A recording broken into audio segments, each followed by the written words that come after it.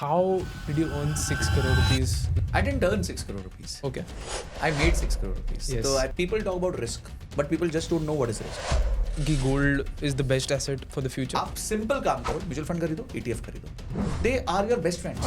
हम लोग long term तक होल्ड ही नहीं कर पाते because of extravagant emotions. Short term में markets are emotional, long term में markets are fundamental. People who follow rules will make money. Simple. So what was the rule? The rule was very simple. If it dips, you sit. मुझे ये job के circle से बहुत जल्दी निकलना है. Money is made by simple and boring things. Okay, you are earning about crore and आपने वो छोड़ा. And the most boring thing in investment is to not do anything. मुझे आज एक अपार्टमेंट बाय करना चाहिए या एक प्लॉट बाय करना चाहिए. आप सेबी का डेटा देखो तो 93% people are not making money in trading.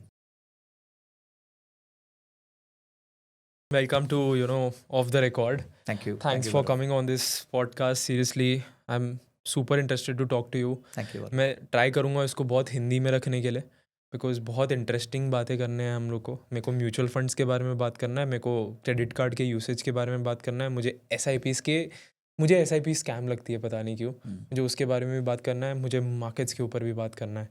सो बहुत वाइड रेंज के ऊपर बात करेंगे. बट उससे पहले मुझे आपसे जो एक जर्नी के ऊपर बात करना है कि आई वांट आपके बहुत पॉडकास्ट देखे हैं मैंने, राइट. वो 6 करोड़ वाला जो लाइन है ना सर, वो आज तक मेरे दिमाग में बैठ गया है. तो वो how did you earn 6 crore rupees? Let's start of with that. So I didn't earn 6 crore rupees. Okay. I made 6 crore rupees. Yes. तो आई थिंक दोनों में फर्क ये है कि अर्न होता है कि जब आप पैसा कमाते हो. पर मैंने ये पैसा कमाया नहीं है, ये पैसा मैंने बनाया है.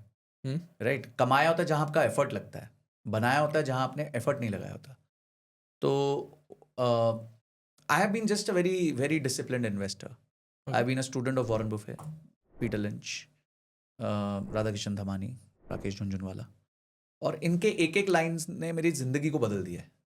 कहीं मैंने इनकी कोई वीडियो देखी होगी, बुक्स पढ़ी होंगी. हमारे टाइम से वीडियोस इतना इजीली नहीं था 2008 में. एंड तब बुक्स थी, तो बुक्स के थ्रू पढ़ा. स्नोबॉल था उनकी बुक है वॉरेन बुफे की. और वॉरेन बुफे हर एजीएम में एक शेयर होल्डर्स लेटर लिखते थे. उसमें कोई ना कोई ऐसी बात बोल देते थे जो मतलब आपको एकदम चिपक जाती थी. और उनके छोटे छोटे इंटरव्यूज़ हम देखते रहते थे. यूट्यूब तब बहुत ज़्यादा प्रेवलेंट नहीं था, बट कोशिश करते थे जो देख पाएँ, क्योंकि तब डेटा बहुत महंगा होता था. तो everything we learned in investment was from them. और छोटी छोटी बातें थी जिन्होंने हमें डिफ़िकल्ट टाइम्स में सपोर्ट किया. For example when markets crashed in 2020. और क्योंकि जो भी जनरेशन आज देख रही है वो जनरली 2020 के बाद आई है. एब्सोल्युटली. एंड 2020 तक हमने 2 मैसिव क्रैश देख लिए थे मैंने पर्सनली, और एक बहुत बड़ी स्टैग्नेंट मार्केट देखी थी. और अब लोग स्टैग्नेंट मार्केट देखेंगे, और अब देखना कितने विकेट गिरेंगे. अब आपको लगता है अभी स्टैग्नेंट मार्केट्स का फेज है? Yes, this is the time to accumulate units. अभी मुझे किसी ने मैसेज किया बड़ा लंबा चौड़ा कि संजय सर, ये आपकी वजह से मैंने SIP चालू करी और मेरा पोर्टफोलियो 6-7% डाउन है. तो मैंने उसको कॉन्ग्रेचुलेशंस लिखा. तो वो बेचारा परेशान हो गया. तो बोलते देखो, ऐसा तो है नहीं कि तुम्हारा 6-7% डाउन है तो मेरा 6-7% डाउन है, मेरा भी 6-7% डाउन है. But I believe that till 2024 it was year of returns. Now this year it is year of units. यानी कि मुझे ज़्यादा से ज़्यादा यूनिट्स मिलेंगे इस साल. मैं ज़्यादा यूनिट्स खरीद पाऊंगा. और कभी कभी ना बहुत सिंपल चीज़ें करके ही पैसा बनाते हो. Always remember, money is made by simple and boring things. अगर आप सिंपल और बोरिंग थिंग्स करने लग जाओ तो पैसा बनेगा. What is McDonald's? Okay. It's a very boring business. ठीक है. What is any factory? Factory क्या होती है? फैक्ट्री में कोई 1 रुपये की एक्साइटमेंट नहीं होती. ठीक है. तो आप जो भी करते हो, अगर लाइफ में आप बोरिंग कर रहे हो और सिंपल कर रहे हो, there is very high chance you will make money. You look at retail companies, वो क्या कर रही हैं? बोरिंग काम कर रही हैं. बंदे आ रहे हैं, सामान खरीद रहे हैं, चले जा रहे हैं. ठीक है. वही एक साइकिल चल रहा है. रूह अफ़ज़ा सिर्फ रूह अफ़ज़ा बेच रहा है और वो 800-900 करोड़ रुपए कमा रहा है. Boring, simple. Bajaj almond hair oil, market leader, 1000 crore का तेल बेचता है. क्या काम कर रहा है? वही काम कर रहा है. सिर्फ एक ही प्रोडक्ट. मतलब 93% उसका सेल्स जो है वो एक ही प्रोडक्ट से आता है. दूसरा प्रोडक्ट उन्होंने एक्वायर किया था, वो गलत हो गया. अच्छा. तो it was called no marks. तो अगर आप देखो कोई भी बिजनेसेस, अमेजॉन क्या कर रहा है? Simple boring businesses, very very boring. Elon Musk की तो कंपनी का नाम ही बोरिंग बिजनेस है. तो अपेरेंटली पीपल फील कि एक्साइटिंग करने से पैसा बनता है. एक्साइटिंग करने से कभी पैसा नहीं बनता. पैसा ऑलवेज कम्स जब आप वो मशीन बना सको जिसमें आलू डालो और सोना निकले. And that machine is boring, very boring machine.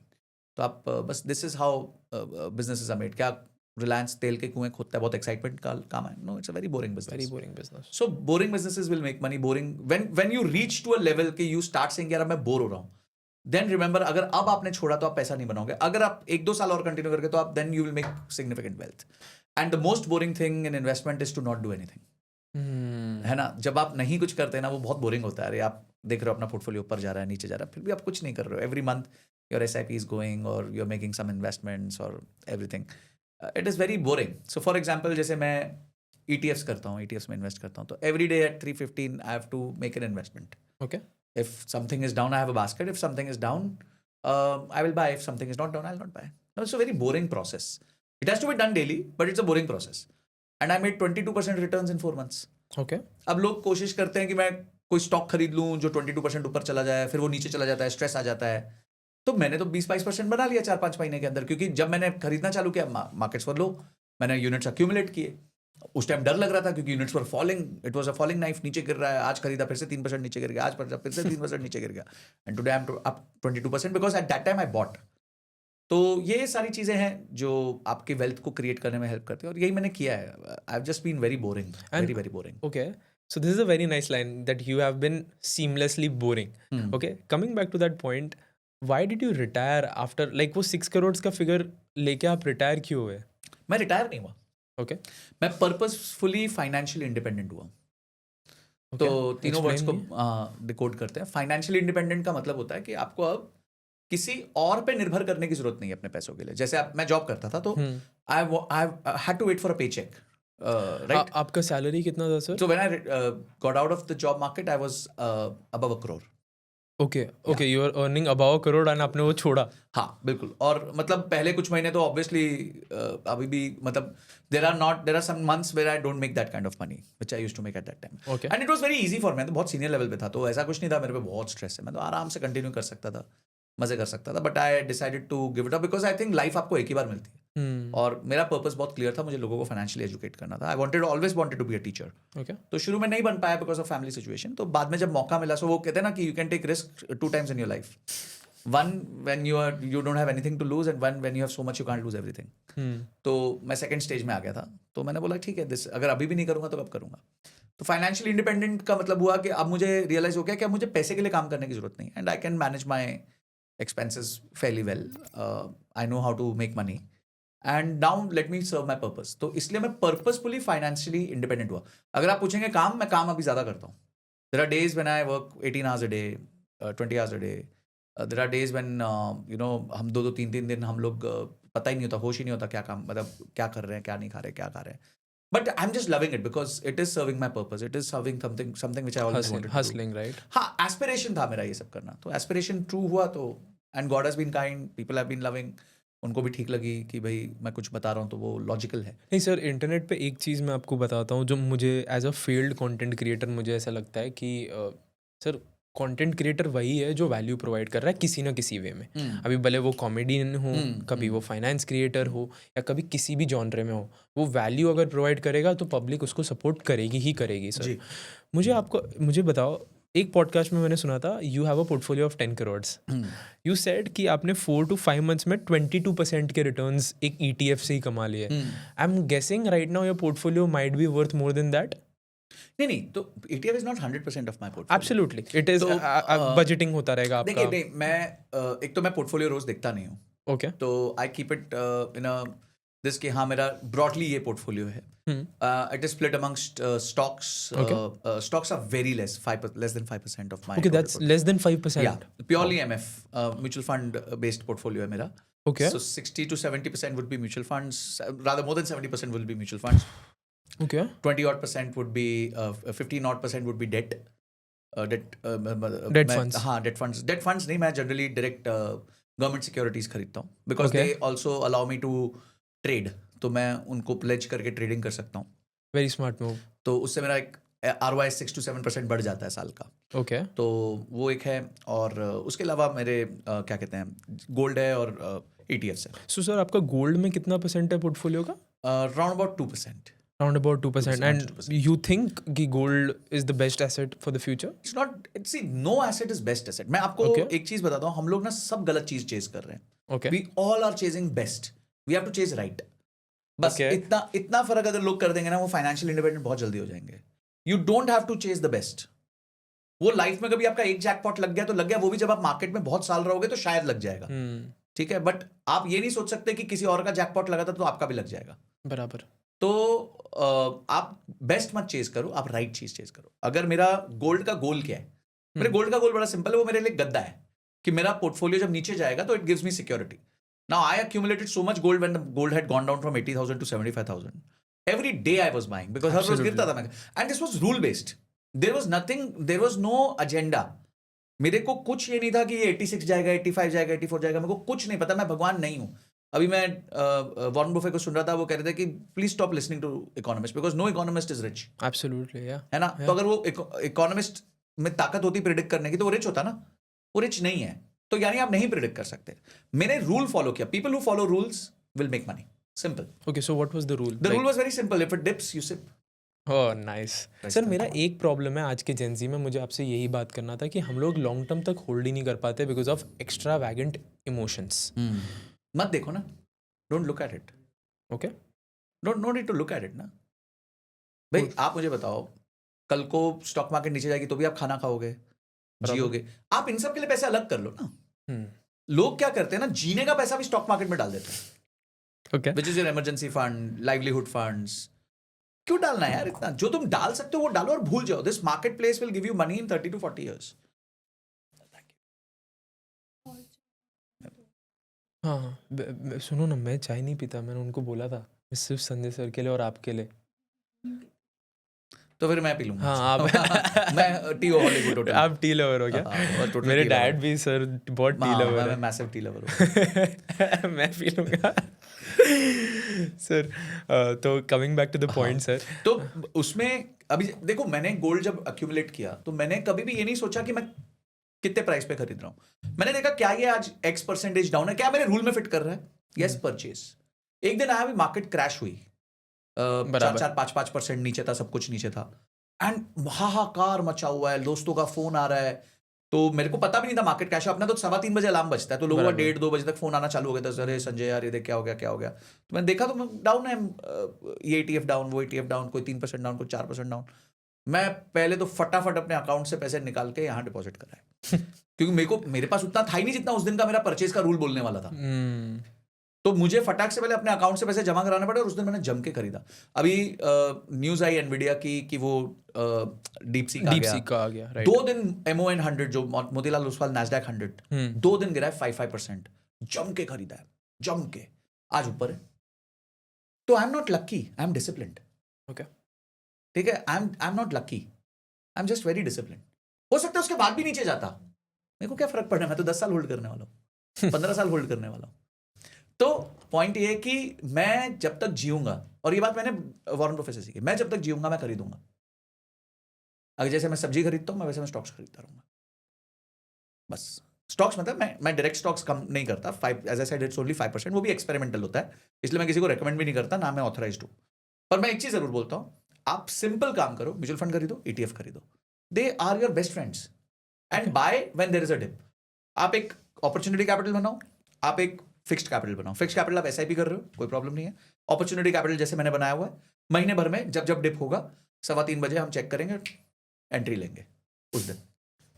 Because I am not God. I can't time the bottom, I can't time the top. मैं तो नहीं कर सकता, मेरे को तो आता नहीं है सब करना. तो मैं वेट करता हूं कि भाई मेरा रूल फॉलो हो गया तो चले जाओ अंदर. और हमने इसका बैक टेस्ट किया तो अच्छा रिजल्ट आया. ओके, टेल मी, आप एक SIP में किस हिसाब से इन्वेस्ट करते हो सर? आप एक हो गया SIP और एक हो गया लमसम. ओके, सो SIP में कितना इन्वेस्ट करना चाहिए अगर आप शॉर्ट फॉर्म्स में कर रहे हो तो, और एक लमसम में कैसा इन्वेस्टमेंट होना चाहिए सर? देखिए अगेन क्वेश्चन, लोग अब यहाँ क्या कोशिश करते हैं, people optimise for returns. Absolutely, you have to optimise for duration. ठीक है, बिकॉज रिटर्न्स तो आपके हाथ में है ही नहीं. अब क्या करेंगे लोग, फटाक से जाएंगे. मेरा एक क्लाइंट है, उनके पास 54 म्यूचुअल फंड्स है. हम लोग पागल हो गए उनका एनालिसिस करते करते. क्या करा आपने? क्योंकि हर क्वार्टर में जो टॉप आया उसको खरीद लिया. अब रूल ये है कि जो फंड एक क्वार्टर में टॉप करता है वो 75% चांस है कि वो अगले क्वार्टर में टॉप नहीं करेगा। Absolutely make sense. तो आपने देखा, चलो आज स्मॉल कैप का हीरो कौन है, आज ये क्वांट है, चलो ठीक है मैं क्वांट में पैसा डालता हूँ। अब स्मॉल कैप का हीरो कौन है, अब टाटा है, चलो मैं टाटा में पैसा डालता हूँ। अब कौन आ गया, बंधन आ गया, मैं बंधन में पैसा डाल देता हूँ। अब कौन आ गया, कैनरा रोबेको आ गया, मैं कैनरा रोबेको में पैसा डाल देता हूँ। अरे यार तुमने क्या जूब खोल के रखा है यहाँ पे? तो म्यूचुअल फंड्स में सबसे पहले अपना एसेट एलोकेशन करो ओके। कि मैंने 10 साल बाद मेरे को एक्स अमाउंट चाहिए। 10 साल एक लंबा समय है तो मैं रिस्क ज्यादा ले सकता हूं। और उस गोल के हिसाब से आप बताओ कि ठीक है मैं इतना निफ्टी में डालूंगा, इतना मिड कैप में डालूंगा, इतना स्मॉल कैप में डालूंगा, दैट्स इट। उसके बाद उनमें देख लो कि किस फंड ने रोलिंग रिटर्न्स अच्छा दिया है, किसका रिस्क कम है, किसका ड्रॉडाउन कम है, उस हिसाब से डाल दो पैसा। आप रिस्क कितना ले सकते हो वो देखो ना। आप अगर बोलते हो कि मैं 10% मार्केट को क्रैश करते हुए नहीं देख सकता, मेरे में जिगरा नहीं है, तो आप स्मॉल कैप मिड कैप लो ही मत। आप भाई आप में जिगरा ही नहीं है तो आप मत लो, आप हाइब्रिड लो, ठीक है, या फिर आप फ्लेक्सी निफ्टी कैप। 50 लो। तो आपको अपने बारे में पता होना बहुत जरूरी है ना। आपके स्वभाव के हिसाब से तो आप इन्वेस्टमेंट्स कर सकते हो। बराबर। what you are you can only invest in that, right? Risk capacity जैसे मैं बढ़ाना। रिस्क बहुत ले सकता हूँ, मुझे पता है, क्योंकि मेरे लिए ये सब रोज की चीजें हैं। मैं तो बहुत सालों से देख रहा हूँ, मैं तो 20-25 सालों से देख रहा हूँ, 18 साल से देख रहा हूँ मार्केट को। उससे पहले मेरे फादर करते आए तो मैं उनको देख रहा हूँ। तो when I see so much and I've seen so much of the market, I realize how this market operates. It just favors people who are patient. अब लोग टेंशन में आ गए हैं, मैं खरीदूंगा और 5 साल बाद जब मैं पैसे बनाऊंगा यही लोग बोलेंगे अरे यार सर हमने तो तब बेच दिया था।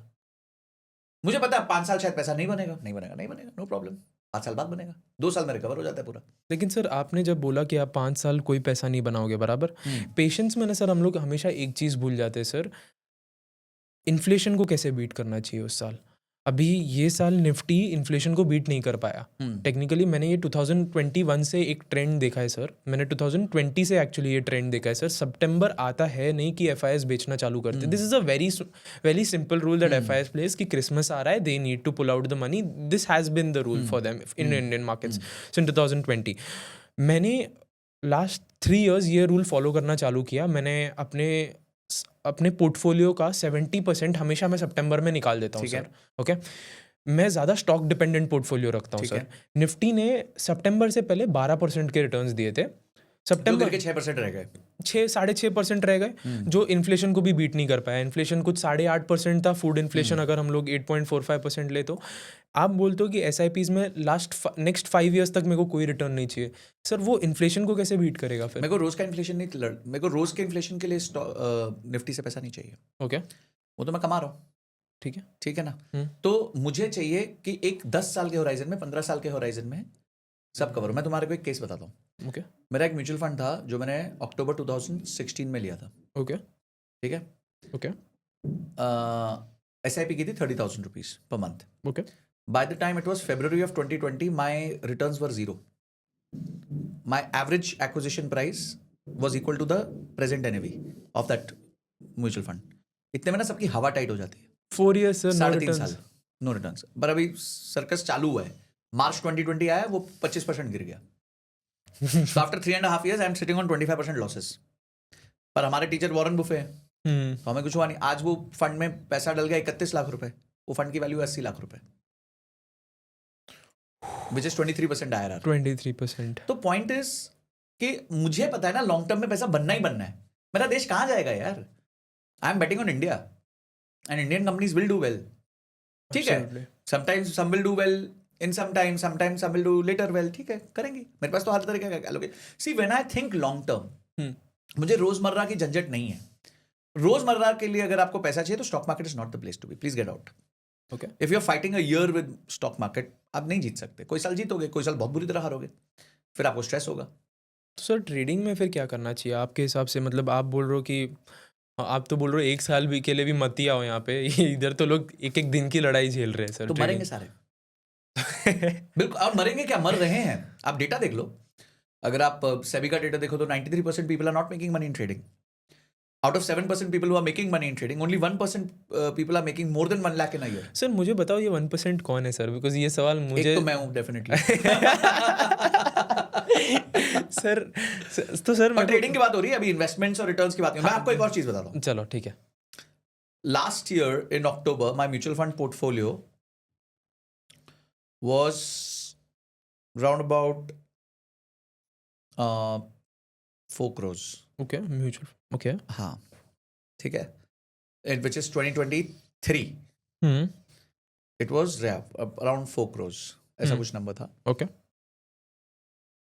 And within a year, it reached to 6, 6 crores. Are you serious? which had 40 lakh rupees of SIP in it. तो अब वो माइनस कर दो तो 1 crore 60 lakhs का मुझे प्रॉफिट हुआ था.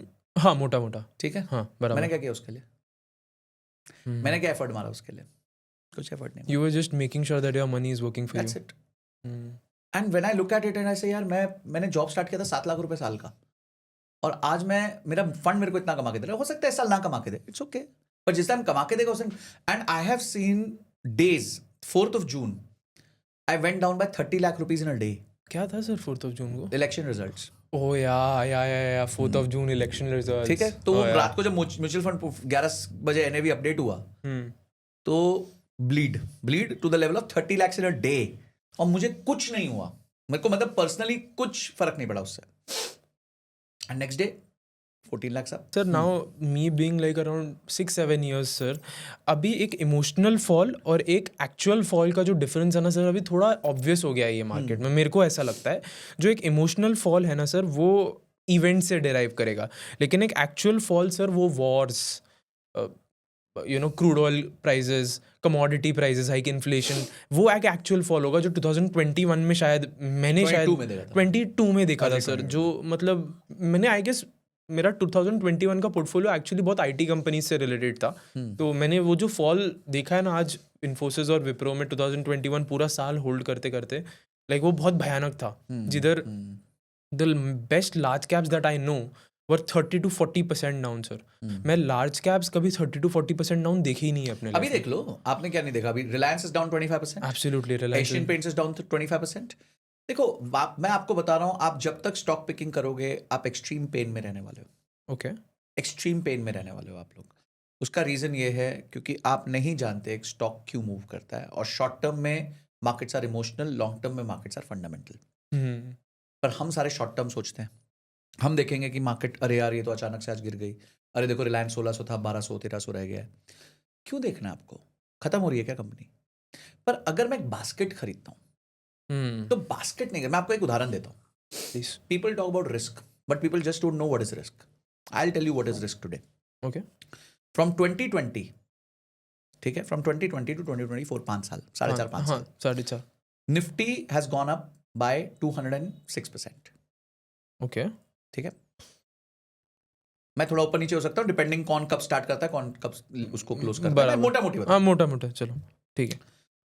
हाँ बराबर है आपने. हाँ. And Nifty small cap 250 index has gone up by 462%. 462%. ठीक है, अभी ये हो गया रिटर्न्स. पर फिर आप बोलोगे सर रिस्क तो होता है, स्मॉल कैप है, स्मॉल कैप में रिस्क होता है. No problem. अभी मार्केट्स नीचे गई, Nifty fell down by top to bottom 14%. Exactly. ठीक है जी. How much do you think Nifty small cap 250 fell down by? Sir actually मेरा स्मॉल कैप में लकीली पैसा नहीं था, लेकिन मेरे हिसाब से 24 या 25% के आसपास गिरा होगा. हाँ, 18% गिरा. 18%. That's it. बॉस, लोग ना रिस्क रिटर्न्स को देखना ही नहीं जानते. अब क्या होगा, बोलेंगे संजय सर ये तो हो ही नहीं सकता क्योंकि मेरे स्मॉल कैप तो बहुत गिरे. एब्सोल्युटली. वो क्योंकि आप स्मॉल कैप नहीं, आप कचरा खरीदते हो. यू बाय कचरा. कोई कंपनी किसी दोस्त ने टिप करके बोल दी, किसी एनालिस्ट की सुन ली, किसी की कुछ सुन ली. क्यों करना है? यहां से करना. Nifty small cap 250 is the top 250 small cap companies. उसमें रहो ना भाई, क्या प्रॉब्लम है? And small cap can give you so much wealth. 2014 में जो इस 250 कंपनीज में कॉम्पोजिशन था, उसमें 2024 आते आते 3 कंपनी स्मॉल से लार्ज हो गई with an average returns of 43 times in 10 years. But I can't identify those 3 companies today. So what do? I bet on a small cap 250. उसके लिए क्या है कि ETF है, हम खरीद लेते हैं, जब गिरेगा खरीद लेंगे. तो मैं क्यों चिंता करूं? मेरे को नहीं returns optimise. I don't want to make 40% a year. I want to make 14% a year or 16% a year, but I want to make it for 30 years. Yeah, makes sense. Because in the compounding formula which was taught to us in 7th standard, we were never told कि ज्यादा power duration की है because वो raise to में आता है, बाकी सब मल्टीप्लिकेशन में है, वो रेस टू में है। बराबर। सर कंपाउंडिंग का जब हम लोग फैक्टर लेते हैं तो कंपाउंडिंग का किंग तो हम लोग सिर्फ एक ही को मानते हैं, that is Warren Buffett sir मेरे हिसाब से, and the second was Rakesh Jhunjhunwala मेरे हिसाब से। जो लेवल ऑफ रिटर्न्स उन्होंने टाइटन से कमाए थे वाज क्रेजी सर। आज मैं गोल्ड, SIPs, स्टॉक्स और डेट फंड्स को मिलाकर ऐसा क्या पोर्टफोलियो बनाऊं कि सर मैं नेक्स्ट 10 ईयर्स में एक करोड़पति तो बन ही जाऊं सर। देखिए, आपको आपकी वेल्थ प्रिजर्व होगी लो रिस्क आइटम से, पर वेल्थ क्रिएट होगी हाई रिस्क आइटम से। Okay, I am listening. पर होता क्या है कि लोग कोशिश करते हैं हम सारा पैसा हाई रिस्क में डाल दें ताकि हमारे रिटर्न्स ऑप्टिमाइज हो जाए।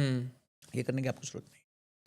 आप अगर एलोकेशन बराबर कर दो, फॉर एग्जाम्पल आपको मेरे पास 10 साल का टाइम है, तो 50% और 60% of my capital will go in mid and small and mid cap, because they are the wealth builders of absolutely absolutely. हाँ, तुम्हें लगता है let 5% money go in crypto, no problem, crypto is very high risk, 5% जाने दो। Risk फिर आपने अपना क्या किया, कंट्रोल कर लिया रिस्क को by allocation. You can control risk by allocation. अब बट क्या होगा, बच्चे लोग क्या करेंगे, वो बोलेंगे कि नहीं मैं तो पूरा पैसा क्रिप्टो में डालूंगा, कि कोई मीम कॉइन आ गया, कोई ट्रम्प कॉइन आ गया, कोई मिलेनिया कॉइन आ गया, कोई स्क्विड कॉइन आ गया, हम उस पर डालेंगे। क्यों? क्योंकि रातों रात अमीर बनना है। फिर आप then you are up for disaster. Trump coin see 70% down, 80% down. आप जैसे मैं एक बहुत अच्छा ETF देख रहा था, इंडिया में अवेलेबल नहीं है, उसमें उन्होंने क्रिप्टो ETF बनाया हुआ है। क्रिप्टो का ETF है जिसमें 75% बिटकॉइन है, 15-20% इथेरियम है, और बचे हुए भी 2 अच्छे हैं। लास्ट में 3% उस पूरे ETF है, 3 या 5% मीम कॉइन्स या थोड़े छोटे कॉइन्स है। तो वो ETF को भी पता है कि रिस्क कैसे खेलना है, कि भाई खराब होगा तो लास्ट का 5% ही खराब होगा, and it has given 46% returns in last 1 year. तो पॉइंट मैं इफेक्टिवली यही सबको समझाता रहता हूं कि please don't trade a stock, please don't trade a particular asset, trade a basket. क्योंकि आपका रोज का काम नहीं है निवेश करना। मैं CFA हूं, फिर भी मैं स्टॉक्स नहीं आइडेंटिफाई करता। तो आप सोच सकते हो यार, मतलब, and wealth building is very very easy, but it has to be simple and boring. दाल चावल है ये आपका, ये बुरीटो बॉल नहीं है कि आपको जाके रोज मजा आएगा। कितना धीरे से आप खा सकते हो उसको, आराम से खाओ, बहुत आराम से खाओ। और दुनिया भागने की कोशिश करेगी, दे विल लूज मनी। ये वो गेम है जिसमें कछुआ जीतेगा। Absolutely simple. ओके, आपके हिसाब से जो परफॉर्मिंग म्यूचुअल फंड्स है वो आने वाले 10 ईयर्स के लिए वो स्मॉल कैप्स और मिड कैप्स है? देखिए, परफॉर्मेंस सब करेंगे, returns better small and mid cap देंगे ऑब्वियसली, बिकॉज छोटी कंपनियां ज्यादा बड़ी होंगी। So if I have to take and see, Reliance can go 43 times, मुश्किल है, बहुत प्रोबेबिलिटी कम है, ठीक है। Can TCS go 43 times? No, but small company can go 43 times, ठीक है। There will be some 5-10 small companies which will go 43 times, like Bajaj Finance. I'm not recommending a classic example at 10 years 42 times. Pidilite for that matter had gone up 10 or 12 times in 10 years. It's a good return, 28-29% का CAGR है। तो ये सब कहाँ है? अब आप identify नहीं कर सकते ना, कुछ नहीं। निफ्टी 50 ले लो, निफ्टी नेक्स्ट 50 ले लो, right? These are also large cap companies, and अगर आप निफ्टी नेक्स्ट 50 का रिटर्न देखो तो पिछले 2 साल में बंपर रिटर्न्स रहे हैं। आप प्लीज चीजों को पर्सपेक्टिव में देखो। लोगों को क्या है ना कि गिरना नहीं चाहिए। क्यों नहीं गिरना चाहिए? गिरेगा नहीं तो मैं पैसा कैसे बनाऊंगा? मैं तो प्रे करते रहता हूं फॉल आए। जिस दिन फॉल आता है हम तो शॉपिंग बैग ओपन करते हैं। इट्स लाइक सेइंग कि आपका favourite, let's say what's your favourite shirt brand? Levi's के बाहर अगर 30% की सेल लगेगी तो आप खरीदोगे या नहीं खरीदोगे? ऑब्वियसली खरीदूंगा, राइट? तो भाई अगर आपका बेस्ट ETF और बेस्ट म्यूचुअल फंड में सेल लगी है तो आप क्यों नहीं खरीदोगे? सर कन्विक्शन नहीं है, यही सबसे बड़ा प्रॉब्लम है। कन्विक्शन नहीं है, लॉन्ग टर्म का वो है, और शॉर्ट टर्म में वेल्थ चाहिए। लॉन्ग टर्म देखना नहीं है, शॉर्ट टर्म वेल्थ चाहिए। मैं बता रहा हूँ, मैंने कुछ नहीं करके मैं 4 महीने में 20% रिटर्न कमा लिया। और मैं सोचता रहता हूँ, मतलब जब मैं याद करता हूँ जब मैं स्टॉक्स खरीदता था, मतलब कितना हेडेक होता था और पैसा फिर भी नहीं बनता था। यहाँ कुछ भी नहीं किया, कुछ ही नहीं किया, फ्रैंकली स्पीकिंग कुछ नहीं किया। It is just 315 alarm. Sir लेकिन यही तो एक डिफरेंस है एक जॉब में और अपने ही पैसों को काम पे लगाने पे, राइट? कि मैं वही सोचता हूँ सर, मेरे को आज एक सवाल का जवाब दो and then will be back to the topic sir, about EMIs, about all the consumption. But sir मैं ये जॉब के सर्कल से निकलूँ कहाँ से? Because for the first time in my life sir I feel lost, because मुझे ये job के सर्कल से बहुत जल्दी निकलना है सर। मेरे को अपने पैशन के लिए काम करना है। तो इसके लिए ना मैं आपका टाइम टेबल देखना चाहूँगा। ओके, ठीक है। Obviously you get tired, you'll come home. Crazy tired. So. What is that time which you are not in office and you're home and you're not doing nothing or you're watching Netflix? Okay, so this is a very good question, sir. How do you ration? Sir, procrastination का मैं king बोलूँगा अपने आप को, sir. सभी है. हम भी हो जाते हैं कभी कभी, चिंता नहीं है। ओके चलो ये अच्छा बात है सर. हाँ. So I go to office by 3 o'clock and I come home by 5 o'clock in the morning. So okay. okay, so this has been so sometimes I trade US markets as well, तो उस हिसाब से मुझे अपना सारा schedule रखना पड़ता है. So this has been my timing. उसके अलावा मैं फ्री कब रहता हूँ सर? So मैं फ्री रहता हूँ from morning 5 o'clock. I can sleep 6 hours. 6 hours is more than enough for me, and then I have the whole day for me again till 3 PM. till 3 PM. So तो देखो इसमें आपको पहले ये समझना है, एक तो आपका नॉक्टर्नल साइकिल exactly, है. absolutely. तो what you have to understand is you have to build a side hustle. And luckily you have a prime time available to you from 11 AM to 3 PM. Yes. ठीक है. Generally क्या होता है, लोग आते हैं तो शाम के 7-8 बज चुके होते हैं जब बाकी ऑफिसेज बंद हो चुके होते हैं. बराबर. तो इसको आप एक बून की तरह भी देख सकते हो. Though obviously sleep cycles get screwed, but इसको एक बून की तरह भी देख सकते हो कि भाई थोड़े टाइम के लिए सही, अगर मैं ये 4 घंटे में क्या कर सकता हूँ. Then you have to find your ikigai. Ikigai means, शायद आपको पता होगा, इकिगाई एक बहुत पावरफुल कॉन्सेप्ट है. व्हिच इज आपको आता क्या है, आपको भाता क्या है, बाजार चाहता क्या है. That's nice. ठीक है. तो मतलब what do you know, Okay. What do you like, and what is the market ready to pay for. Okay. This is a very nice concept, sir. हाँ. So this is ikigai. Okay. It's a Japanese concept, and एक book भी लिखी गई है उस पर बहुत सुंदर. तो आप अपना इकिगाई ढूंढो. Sit down, ask yourself questions, what do you really like to do. And today मैं तो कहता हूँ कि झाड़ू मारने वाले का भी आज इकिगाई अगर उसको ठीक से कर लेना तो वो बिजनेस बना सकता है उसमें से. This is the kind of scope which India has today और द वर्ल्ड हैज टुडे. अगर आप कबाड़ी वाले भी हो और आपको मजा आता है कबाड़ में, तो there are lot of people who have made fortune out of Oh, absolutely, sir. Scrap. Scrap, absolutely. So point is कि आप कोई भी चीज ढूंढो. आपको कंटेंट क्रिएशन पसंद है, आपको XYZ जो भी चीज पसंद है, तो मेरे लिए वही था. Finance, content creation, market is ready to pay for it. Yeah let's get into it. It went successful because I love doing it. मुझे आता भी था, मुझे भाता भी था. समटाइम्स यू नो, लाइक मुझे एक्सेल बहुत अच्छा आता है, पर मुझे भाता नहीं है, मुझे मजा नहीं आता वो करते हुए. I feel it's very boring. ठीक है. तो there are lot of things which I know how to do, but I don't love them. Finance is I know how to do, but I love it. So that's where I made my career. Now, after I took this said bye-bye to the corporate. तो अगर आप इस तरीके से अपने लिए एक Ikigai ढूंढो and then start working towards it and keep micro goals. Atomic Habits बहुत प्यारी बुक है, उसमें वो बताता है कि माइक्रो गोल्स रखो आप. ठीक है. अगर आप लार्ज गोल भी रख रहे हो, उसको ब्रेक डाउन करो. जितना आप वर्क ब्रेक डाउन करोगे ना, उतना अचीवेबल लगता है easily. And third is manifest. I think that's very very important. Till the time you don't manifest, your brain doesn't get rewired. अब उसको मैनिफेस्टेशन कह दो, गोल ओरिएंटेशन कह दो, गोल कह दो, कुछ भी कह दो, but set something for yourself as a target and be harsh on yourself. यार ये Mamba mentality. हाँ Mamba mentality. Mamba. So basically Kobe brand का ये एक Mamba mentality टाइप था, जिसमें वो बोलता था कि मैं हर बास्केटबॉल प्लेयर से पहले आऊंगा और हर बास्केटबॉल प्लेयर के बाद आई जाऊंगा. Just love him. उसका बहुत सॉलिड रूटीन था यार वो. मतलब कहते थे कि when others were starting their practice, he used to finish it. तो उसका था वो. एंड उसका एक बहुत फेमस स्टेटमेंट है, if you know what you want, the world becomes your library. तो अगर आप, ये बहुत पावरफुल स्टेटमेंट है, बहुत ज्यादा. बट उसका पहला लाइन ज्यादा इंपॉर्टेंट है, if you know what you want. You know what you want. तो अगर आप वो इकिगाई ढूंढ लो अपनी, तो इफ वो क्लियर हो जाता है, और वो जब क्लियर हो जाता है, then the world becomes your library. You will automatically see videos related to that, you will automatically meet people around that. तो वो होगा. सर हम लोग हमेशा बात करते हैं एक जॉब गोइंग पर्सन को, जब वो जॉब जाता है तो उसकी एक स्पेसिफिक नीड्स रहती है, लग्जरी टाइप नीड्स होती है. जैसे अगर हम लोग iPhone 16 Pro की बात कर रहे हैं, अभी it's getting out at a range of 1,25,000 to 1,36,000 के आसपास सर वो चल रहा है. लोग उसके येड़े की तरह EMIs के ऊपर पैसे खर्च करते हैं, जो मुझे बहुत गलत लगता है फाइनेंशियली. कि अगर आपकी 50,000 रुपये की सैलरी है, आप कैसे EMI ले सकते हो सर? देखिए, you know, anything which is an indulgence has to be regulated. Okay. Can't be stopped. Okay. किसी को अल्कोहल पसंद है, आप उसको बोलो कल से बंद कर दो, तो होगा नहीं. हाँ, वो दिन में एक बार पीता है तो उसको 2 दिन में एक बार कर सकते हो.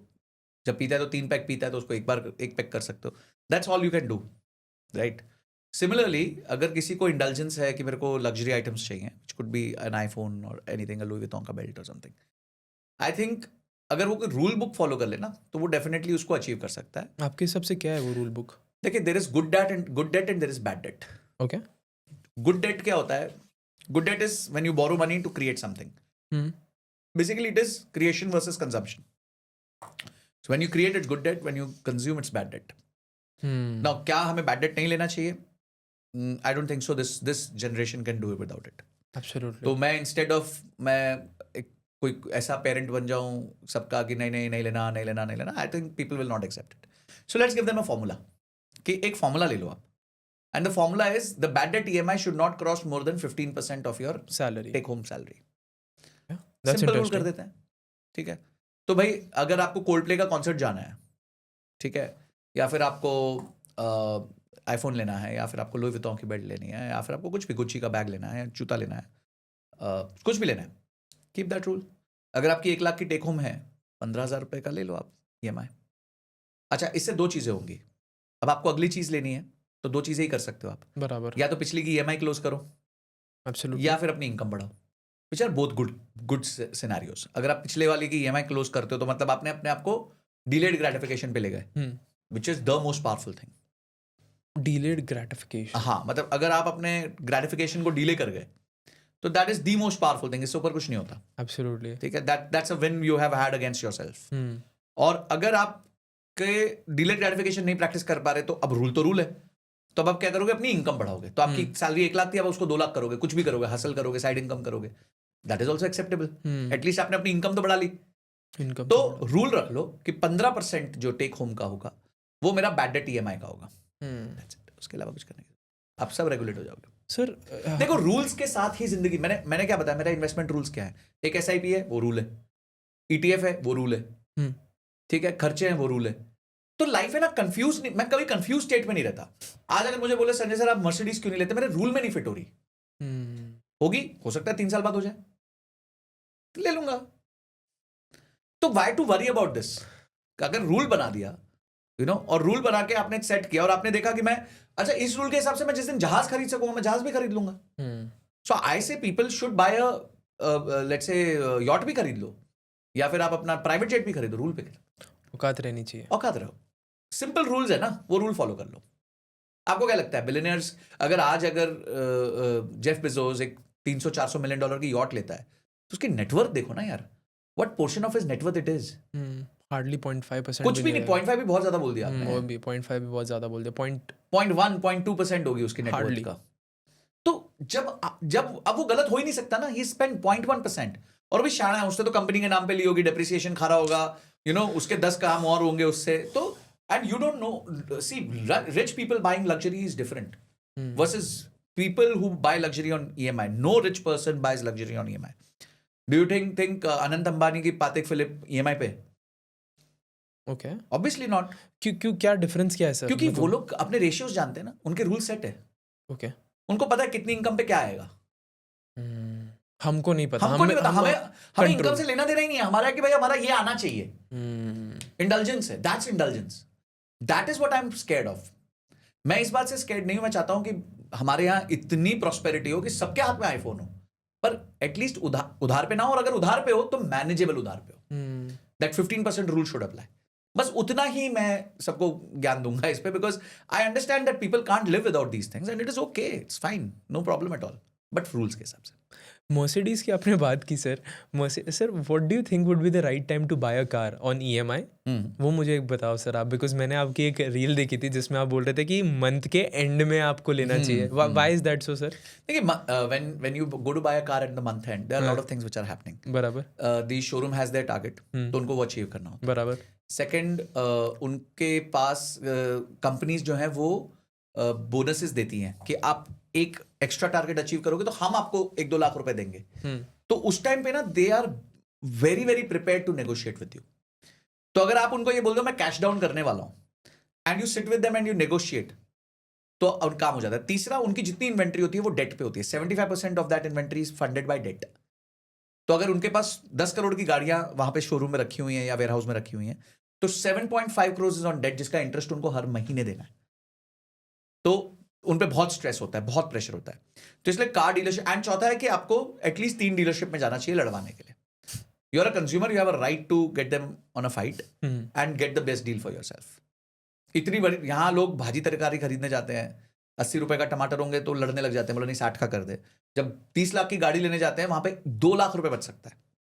2 लाख कितना बड़ा अमाउंट होता है। एब्सोल्युटली बहुत बड़ा अमाउंट है सर। पर वहां आदमी को लगता है मेरी यार मैं तो शोरूम में हूँ, कितना खराब लगेगा, अच्छी बात नहीं है, लोग देखेंगे मैं नेगोशिएट कर रहा हूँ। करो यार, तुम्हारा पैसा है। मैं तो करता हूँ, मतलब मैं तो हैवी नेगोशिएशन करता हूँ। सर आपका बेस्ट नेगोशिएशन क्या है, मुझे वो बताओ ना। बेस्ट नेगोशिएशन, हाँ बहुत कुछ किया आपने नेगोशिएट, तो मतलब whatever I what I have always negotiated. Really हाँ, लाइक हाँ, एनीथिंग। इसके साथ ये कर दो, इसके साथ ये फ्री कर दो, इसके साथ ये गिफ्ट कर दो, इसके साथ ये ऐसे कर दो, इसके साथ वैसा कर दो, तुम ये नहीं कर सकते, चाहिए कर दो। अभी जैसे मैं आपको बताता हूँ how I think. I wanted to buy a laptop. मेरा पुराना काम का रह नहीं गया था, मेरे को थोड़ा परफॉर्मेंस चाहिए था, तो 1,60,000 का लैपटॉप है, खरीदना है, जरूरत है, तो नीड है, परफेक्ट, अफोर्डेबिलिटी है, परफेक्ट। अब मैं गया उसके पास, मतलब क्या स्कीम चल रही है, कितना डिस्काउंट दोगे? बोलते सर डिस्काउंट नहीं है। मतलब अच्छा क्या स्कीम चल रही है? बोलते सर वो चल रही है बाय नाउ पे लेटर। तो मैंने कितना परसेंट EMI, वो कितना इंटरेस्ट? 0। Very good. मतलब कितने महीने? तो मेरा कार्ड देखा उसने, 18 मंथ्स। तो मतलब वेरी गुड, करो 8,900 रुपीज पर मंथ, अपना काम हो गया। तो हमने उसको SIP के साथ बैलेंस कर दिया रहेगा। नहीं, मेरा see I could have afforded it today. मेरे पास इतना पैसा था कि मैं आज ही खरीद सकता था, मेरे तो नीड थी। पर अब जब वो मुझे डिस्काउंट नहीं दे रहा, तो मैं उसको टाइम पूरे पैसे क्यों दूं? मतलब कैसे दूं? चलो ठीक है, 18 महीना वो दे रहा है ना स्कीम मेरे को, so he is losing 25,000 rupees on interest because of that. Technically yes. ठीक है, अच्छा मेरे को धीरे धीरे पैसा देना है, मेरे को इनकम टैक्स में पूरा बेनिफिट, GST में पूरा बेनिफिट आज मिल जाएगा, तो I save on straight away around 25,000-26,000 of GST, 25,000-26,000 of interest and approximately 30,000-40,000 of tax. तो इफेक्टिवली 1,60,000 वाली चीज मुझे तो 80,000 में पड़ी ना। And plus the following rupee would be a big problem for him as well.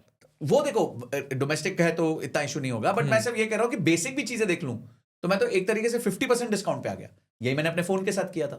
तो we use EMIs to our benefit, हम अपने बेनिफिट के लिए EMI यूज करते हैं। It should not work against me. मेरे को बहुत सिंपल है गौरव लाइफ में, compounding should be my friend, not should not be my foe. Because अगर कंपाउंडिंग मेरा दुश्मन बन गया ना, तो बहुत बड़ी प्रॉब्लम में आ जाऊंगा। ओके आपको एक मजेदार बात बताऊं? बोलो। ये जो होम लोन्स होते हैं ना, होम लोन्स में शुरू में interest is 1 to 2% of the EMI। बराबर। ठीक है, अगर EMI जा रही है तो उसका 1-2% इंटरेस्ट होता है। आपको पता है कितने सालों बाद इंटरेस्ट में ये EMI में इंटरेस्ट और रीपेमेंट इक्वेट होती है, मतलब कि इक्वल हो जाती है? यानी कैसे समझो 25 ईयर का लोन है, कितने साल में होगा? 8 years। 8-10 years। आंसर है 16 years। 16 साल तक आप जो है अराउंड, मतलब I could be wrong by 1 or 2 years, उससे ज्यादा नहीं, 15 होगा या 17 होगा, 15, 16, 17 के आसपास होगा। तो 25 साल में 15 से 17 साल के बीच में आप जो है इंटरेस्ट ज्यादा और रीपेमेंट कम दे रहे हो। कैसे रिच हो गया? Compounding is working against you. तो I can't afford compounding working against me. नहीं, you are absolutely right. Compounding तो यू आर राइट सर। आपने अभी अपार्टमेंट की बात की सर, मेरे को आज भी अपार्टमेंट्स इंडिया में कम रिटर्न्स देते हुए रखते हैं जितना US और यूरोप में मेरे को लगता है, जितना ज़्यादा रेंट टू रेशियो इनकम देते हैं वो।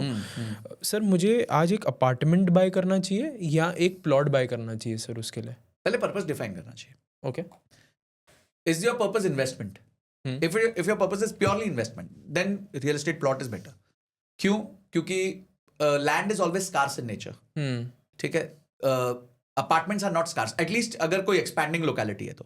अगर कोई देखिए एक AA+ लोकेशन है, फॉर एग्जांपल गुड़गांव का गोल्फ कोर्स रोड है, बॉम्बे का कोलाबा है, या फिर नेपियन सी रोड है, तो वहां आपको पता है कि वो भी apartment is as good as land, because वो आ ही नहीं सकता, वहां पे नया सप्लाई आना ऑलमोस्ट नामुमकिन, इम्पॉसिबल है। ठीक है, तो आपको ये देखना है कि आप अगर लॉन्ग टर्म इन्वेस्ट कर रहे हो, अच्छा उन जगहों पे वैसे ही आप अपार्टमेंट नहीं खरीद सकते because they are so expensive.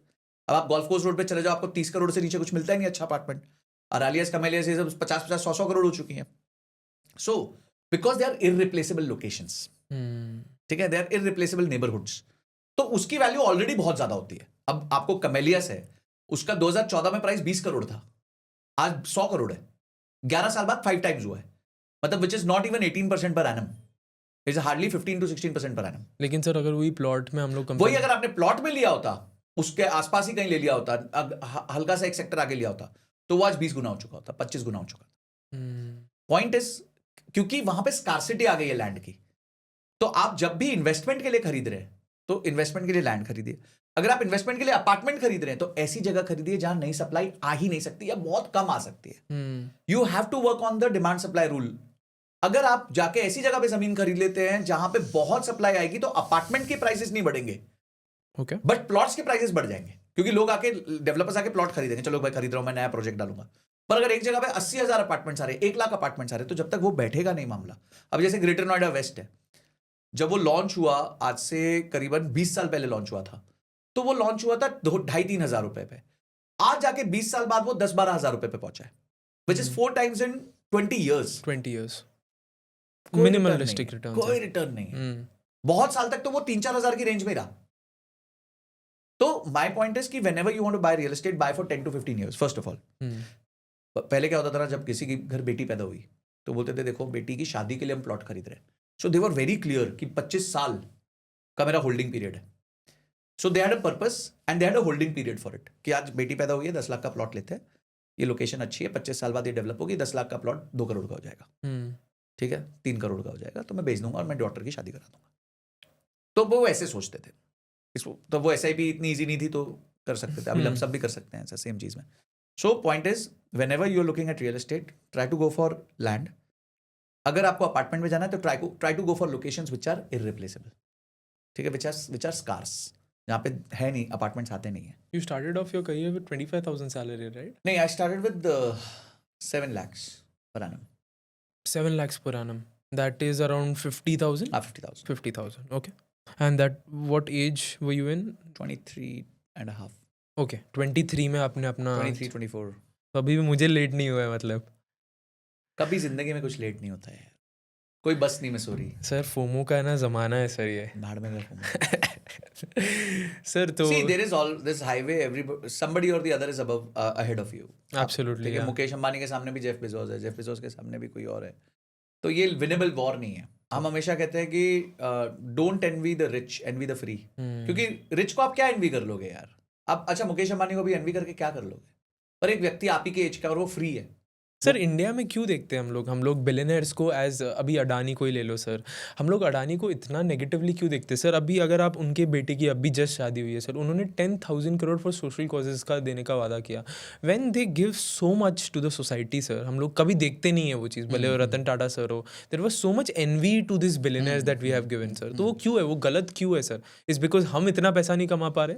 देखिए, ये ना हमारे माइंड में सोशली एंग्रेन्ड है। अगर आप 1960s और 70s की मूवी देखें, ओके, तो अगर एक लड़की का रिच फादर है वो विलन है, ठीक है। हाँ, कोई बंदा जो क्या कहते हैं डॉन है वो रिच है, कोई बंदा गलत काम कर रहा है वो रिच है, रिच एरोगेंट है, यही हम सबको दिखाया गया था। एंड बॉलीवुड और movies always set a tone in your mind, वो नैरेटिव सेट करती हैं चीजों को लेके।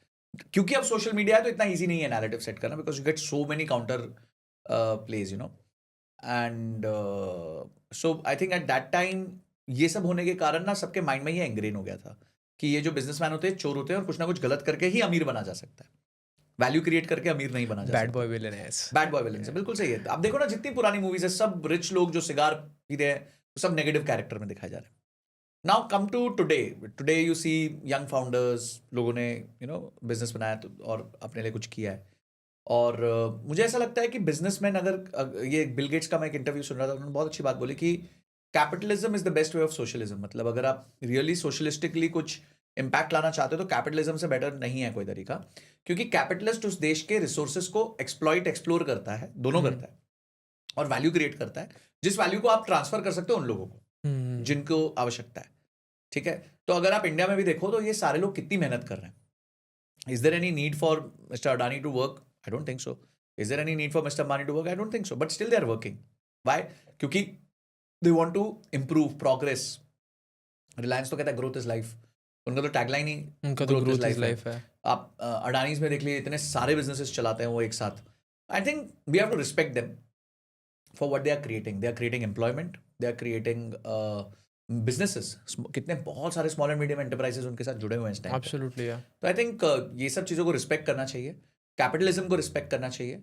और आप नहीं कर पा रहे हो कुछ तो वो आपकी कमी है, आप आइडेंटिफाई करो। कभी कभी हो सकता है आप उस चीज़ के लिए बने ही नहीं थे, तो यू बिकम समथिंग एल्स। आप जॉब करना चालू करो, साइड हसल करो, फ्रीलांसर बनो, टीचर बनो, जो बन सकते हो बनो यार।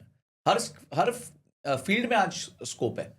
And if you want to create an enterprise, so see their journeys, 50-50 साल हो गए, 70-70 साल हो गए, 2 जनरेशंस लग गई, तब जाके वो क्रिएट होता है, और वो भी बहुत एक्सट्रीम हार्डवर्क के साथ कम क्रिएट होता है. तो मतलब मैं तो कहूंगा कि these guys are the nation builders. Okay sir, एक बहुत सिंपल क्वेश्चन पे आता हूँ सर मैं अभी. एक सैलरीड पर्सन जिसकी सैलरी 50,000 रुपीज़ है, वो एक मिलियनर कैसे बन सकता है सर? बहुत आराम से बन सकता है. तो Okay. सबसे इजी जॉब है इस दुनिया का. ओके, मेरे को एक रोड कुछ प्लान नहीं, बताओ. आपको 25% महीना इन्वेस्ट करना है, योर सैलरी का 25% करना ओके है, साल का 7% का इंक्रीज करना है, स्टेप अप करना है. ओके. मतलब आपने पहले 25% सैलरी अपना इन्वेस्ट किया, उसका 7% रिटर्न आपको आना ना चाहिए. ना 7% सालाना उसको स्टेप अप करना है. तो अगर आप इस साल 10,000 कर रहे थे, अगले साल 10,700 करोगे. ओके, बराबर ठीक है, समझा. 7% स्टेप अप करना है. और अगर आप 25 साल तक इन्वेस्ट करोगे with a return of 15 to 16%, you will be a millionaire. Okay okay, but that's 25 years. तो लगेगा, उतना टाइम लगेगा. या फिर आप अपनी तनख्वाह बढ़ाओ, इनकम बढ़ाओ, ओके कोई प्रॉब्लम नहीं. आप 7% की जगह 15% करो, तो आप हो सकता है 18 साल में मिलियनेयर बन जाओ. Okay okay. और यही आदमी अगर 30 साल तक करेगा तो ये 20 करोड़ पे आ जाएगा. और यही आदमी अगर 40 साल तक करेगा तो ये 100 करोड़ पे आ जाएगा. सर हम लोग हमेशा ये चीज़ को लेके एक माइंड में ये रहता है कि हमेशा फर्स्ट करोड़ डिफिकल्ट क्यों होता है सर? फर्स्ट करोड़ डिफिकल्ट होता है बिकॉज आपका इनकम नहीं है, आपने अभी तक टाइम नहीं दिया मार्केट को, आप यंग हो, आपने अभी तक इन्वेस्टमेंट ही करना चालू नहीं किया, तो कैसे आप फर्स्ट करोड़ लेके आओगे? बराबर. आप रूल ऑफ डबल समझो. जिस दिन आपके पास फर्स्ट करोड़ आ गया, कभी भी आया, 7 साल, 10 साल, 15 साल, 20 साल, 25 साल, उसके बाद अगला 1 करोड़ जोड़ने में आपको 4 या 5 साल ही लगेगा. Because now you know the process. नहीं ना, मनी कंपाउंड्स ना भाई. अगर रूल ऑफ डबल क्या कहता है? 72 divided by returns, rule of double. हाँ बराबर. तो अगर मैं ये कहता हूं कि मेरा 1 करोड़ बन गया, अब मेरे को उसको डबल करना है, and I am getting 14% returns, तो कितना टाइम लगेगा डबल करने में? 5 years. 4 years. 72 divide by 14. अच्छा हाँ सॉरी. ठीक है, तो 14 5 70, तो मोटा मोटी 5 years लगेगा. तो 1 करोड़ 2 करोड़ कितने टाइम में हो गया? 5 साल में हो गया. अब 2 करोड़ को 4 करोड़ होने में कितना टाइम लगेगा? 5 साल लगेंगे. 4 करोड़ को 8 करोड़ होने में कितना टाइम लगेगा? 5 साल लगेंगे. 8 का 16 होगा, 16 का 32 होगा, 32 का 64 होगा. That's how doubling works. That's how compounding works. That's why compounding is the 8th wonder of this world. Yeah, it is the 8th wonder of this world, no doubt about it. Sir आज credit card usage इतना बढ़ गया है EMIs के form में. Help me understand उसका सबसे best use कैसे करना चाहिए क्रेडिट कार्ड का. ये क्रेडिट कार्ड तो आपके लिए बहुत बड़ा टूल है. एक तो वो आपको 45 डे क्रेडिट दे रहा है, एब्सोल्युटली, आपको रिवॉर्ड पॉइंट्स दे रहा है, आपको फ्री लाउंज दे रहा है, बहुत कुछ दे रहा है. बहुत कुछ दे रहा है. तो वो तो बहुत एक्सट्रीम केस में कमाएगा ना, जब आप डिफॉल्ट करोगे. तो उसका कमाना तो बहुत ही कम है, आपका कमाना तो बहुत ज्यादा है उससे. तो अगर आप उसको ठीक तरीके से यूज कर पाओ तो डेफिनेटली आप उसमें बहुत जबरदस्त अपने लिए वेल्थ क्रिएट कर सकते हो. कैसे? आप इतना करो कि उसको 100% मैक्स आउट मत करो, 30 to 40% से ज्यादा मत यूज करो. ओके. सेकंड है, टाइमली बेसिस पे पेमेंट करो, मिनिमम ड्यू मत दो, फुल पेमेंट दो. तीसरा, कंटिन्यूअस यूज करो. एटलीस्ट एक, इधर क्या है, वो वन नाइट स्टैंड मत रखो, 5 years के एटलीस्ट एक कार्ड के साथ निकालो, तो कहीं जाके आपका वो सिबिल स्कोर क्रिएट होगा. और सिबिल स्कोर क्रिएट करने के लिए भी लोग क्रेडिट कार्ड लेते हैं, क्योंकि अभी समझो आप फ्रेश हो, आपका बैंक के साथ कोई रिलेशनशिप नहीं है, तो you will not have any CIBIL score with them. तो सिबिल स्कोर लाने के लिए लोगों को पहले क्रेडिट कार्ड यूज करना पड़ता है. तो that is the power of credit card. So credit card मेरे को सबसे इंटरेस्टिंग क्यों लगता है पता है? ये क्रेडिट कार्ड से हमको डेट मिलता है सर. और डेट, लाइक मेरे लिए डेट इज, अगर आपके पास राइट इन्फो है to invest in the market, debt is the most easiest thing to grow sir मेरे हिसाब से. मैं तो ये भी नहीं कहता, आप तो चलो फिर भी इवॉल्व हो, मैं हम आम जनता से बात कर रहे हैं. ओके. आपको 35-40 डे का क्रेडिट साइकिल मिल रहा है, आपका क्रेडिट स्कोर बन रहा है. अगर आपका क्रेडिट स्कोर अच्छा है वर्सेस आपका क्रेडिट स्कोर खराब है, उसमें 0.5% का फर्क पड़ जाता है इंटरेस्ट रेट का होम लोन पे. और 1 करोड़ का लोन अगर आप लो और 25 साल के लिए लो, तो 11 लाख रुपए का इंटरेस्ट का फर्क पड़ता है, just by maintaining better credit score. तो I think it is a great tool to improve your credit score, क्योंकि एक ही जगह है जहां पे आपको कंटिन्यूअसली पेमेंट करना है, वो आपका क्रेडिट कार्ड. तो अगर आप 780, 800, 820 के आसपास अपना क्रेडिट स्कोर मेंटेन कर सकते हो, तो you will get very good loans from the bank at very good rates. कल को आपको बिजनेस करना है तो आपको लोन मिल जाएगा, आपको लोन अगेंस्ट प्रॉपर्टी चाहिए, आपको लोन मिल जाएगा, आपको घर खरीदना है उसके लिए लोन मिल जाएगा, गाड़ी के लिए लोन मिलेगा, सब अच्छे रेट्स पे मिलेगा, कंपेटिटिव रेट्स पे मिलेगा. बट क्रेडिट स्कोर होना चाहिए. क्रेडिट स्कोर तो होना ही चाहिए. लेकिन तो आप मेरे को बोल रहे हो कि हर 21 साल से 23 साल के बीच में एक बंदे के पास क्रेडिट कार्ड तो होना बिल्कुल ही होना चाहिए. चाहिए. बिल्कुल होना चाहिए, और उसका यूज करना चाहिए. 30 to 40% उसका जो भी लिमिट होगा उसको यूज करो और उसको टाइमली पेमेंट करना चाहिए। एब्सोल्युटली टाइम से 2 दिन पहले कर दो, पूरा करो। देखो डिसिप्लिन सीखो ना बिल्ड करना लाइफ में। कि मतलब ये कब तक चलेगा, मेरे पापा करेंगे, मेरी मम्मी करेंगे, मेरा भाई करेगा, that will not work. You have to learn your own discipline यार। सर SIP और SWP में क्या फ़र्क है सर? मेरे को SIP समझ में आता है, SWP अभी तक नहीं समझ में आया सर। SWP वो होती है जब मार्केट आपको SIP देती है। मैं नहीं समझ पाया मैं सर। बहुत सिंपल है, देखो SIP is like planting a tree, okay, SWP is like eating fruits of your tree. अच्छा समझा। बस सिंपल रिटर्न्स। सी बात है। हाँ। आपने SIP करी, अपने लिए कॉर्पस क्रिएट किया, 10 साल 20 साल 30 साल आपने पैसा डाला, उसके बाद आप उसमें से खा रहे हो बहुत आराम से बैठ के। तो फॉर एग्जाम्पल आप महीने का 20,000 रुपए डालते हो, ठीक है, 20 साल के लिए डालते हो, तो this number reaches to 2 crores after 20 years, give और टेक 12% बराबर। कंपाउंडिंग। अब आप ये तय करते हो कि मैं इसमें से अगर ये आगे भी 12% कंपाउंड करेगा तो ये that means you can withdraw 2 lakh rupees every month from it and it will not get over for your life, ठीक है। बट अगर आप ये तय करते हो ठीक है जी मैं 2 लाख नहीं निकालूंगा, मैं 1,50,000 निकालूंगा, तो after 20 years you would have withdrawn 3.6 crore rupees from 2 crore rupees and you would have still been left with 7 crore rupees. That's a very nice math sir. Yes, it is magical. Actually it is very magical. पर लोगों को समझ नहीं आता, इसके कुछ techniques होते हैं, कुछ यूज बेसिक चीजें ठीक करनी पड़ती हैं। बट अगर आप इतना भी कर लो कि बहुत सिंपल, मैं आपको बताता हूँ। आपके पास एक पानी की बाल्टी है, ठीक है, और बाल्टी में एक छेद है और ऊपर से टूटी है, तो बाल्टी कब तक भरी रहेगी बताओ? So there is a bucket, ठीक है, और उसके नीचे एक होल है और एक पानी की टूटी है, तो कितना कब ये पानी भरा रहेगा बाल्टी में? आई डोंट नो सर, मतलब लाइक पानी जब तक बहता रहेगा तब तक। When the hole is smaller than the flow of the water. Absolutely, ठीक है? हाँ, the whole has to be Simple. Smaller, या बराबर। तो जब तक आपका विड्रॉवल रेट कंपाउंडिंग रेट से कम रहेगा, आपका ये कॉर्पस ग्रो करता है। तो सर मेरा कितना इन्वेस्टमेंट होना चाहिए और कितना विड्रॉल होना चाहिए सर? आपका विड्रॉल रेट जो होना चाहिए वो आपके कॉर्पस का 5 to 6% से ऊपर नहीं होना चाहिए एनुअली। 5%। क्योंकि आप अगर 9% पे भी उसको कंपाउंड कर पाए और आपने 5% विड्रॉ किया तो 4% बच जाता है, वो बच के प्रिंसिपल में एड बैक हो जाता है, इससे आपको डबल कंपाउंडिंग का बेनिफिट मिलता है। तो ये आपके फेवर की चीज है। अगर आप अपना विड्रॉवल रेट कंपाउंडिंग रेट से कम कर दो, आपकी जो बाल्टी का छेद है वो छोटा कर दो और पानी का बहाव तेज कर दो, तो आपके पास बाल्टी में हमेशा पानी रहेगा, बढ़ता रहेगा, even after having a hole in the balti. बट अगर आपकी बाल्टी का छेद बहुत बड़ा हो गया और ऊपर से पानी स्लो है तो आप पानी खत्म हो जाएगा। Simple logic. अगर आपका विड्रॉल रेट 20% है और कंपाउंडिंग रेट 10% है तो कुछ सालों में आपका कॉर्पस खत्म हो जाएगा। Make sense. बहुत मज़ा आया सीरियसली सर आज आपसे बात करते हुए। बहुत कम स्पीकर्स को मैं ये बोलता हूँ, बिकॉज बहुत कम स्पीकर्स के पास वैसी इंसाइट्स रहती है बात करने में। सर मैं 7 years से हूँ, लेकिन मेरे पास मैं खुद आउट ऑफ द फ्लो जा रहा था या आउट ऑफ जोन जा रहा था सर, समझने में आपका पहले लाइन सर।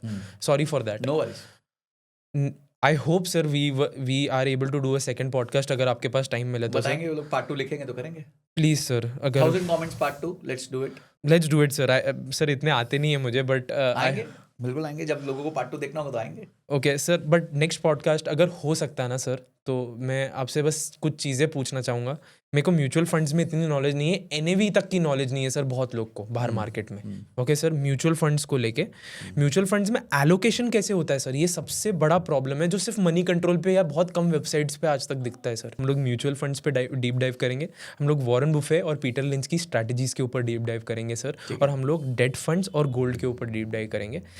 और जो हम लोग का लास्ट टॉपिक होगा sir was is analysing this billionaires where we can turn common people into millionaires sir. Perfect, ठीक है। ये हर आदमी का क्वेश्चन है सर मेरे दिमाग में, जो मैं आपको बताऊं, मैं ना एक चैनल देखता हूँ, वो स्कूल ऑफ हार्ड नॉक्स करके था, बहुत अच्छा चैनल है। Okay. And this guy is amazing, he is very young and वो जा के बिलियनर्स को इंटरव्यू करता है। ओके। कि what is your one advice, have you ever gone broke? Oh yeah. तो उसमें ना एक एपिसोड मैंने देखा था जहाँ उसने एक बंदे को क्या पूछा कि आर यू अ मिलियनेयर, बोलता है कि what did you do to become a millionaire, ऐसा कुछ बोला। तो बोलता that you have to ask a millionaire. तो बोलता who are you? I am a billionaire. तो फिर उसने ना 3-4 चीजें बताई। अगर आप वो सुनोगे ना, लोग बोलेंगे यार इतना सिंपल नहीं हो सकता बिलियनेयर बनना। तो उससे पूछा कि क्या है 3-4 चीजें बिलियनेयर बनने के लिए। पहला बोलता है listen to your friends, listen to your customers, listen to your employees, listen. और मैं जितने बिलियनर्स को मिला हूं पर्सनली, जितने बड़े बिजनेसमैन को मिला हूं, लिसन, हार्डकोर लिसनर्स हैं। हमें लगता है, क्योंकि हम क्या होता है उनको सिलेक्टिवली सिर्फ बोलते हुए सुनते हैं, पर अगर आप उनके साथ एक कमरे में हो ना, तो 20 लोग बोल रहे होंगे, वो चुपचाप सुन रहे होंगे, और वो बहुत डीपली सुनते हैं, है ना. They don't hear, they listen. दोनों में फर्क होता है. वो कहते हैं ना, हस्बैंड्स हियर, है ना, वो सब सुन रहे होते हैं. बट these guys listen, एकदम डीपली सुनते हैं. Second, he said that stay out of the zip code of bad people. तो he was talking about association. तो association matters a lot. मेरे हिसाब से association is like मतलब एक इंसान का बेस्ट वो है, क्या कहते हैं, धरोहर जिसे कहते हैं ना, is association. If you have right association, you can win everything. Simple चीज़ है ना, listen to people, association अच्छा रखो, that's about it. और बिलियनर बनो.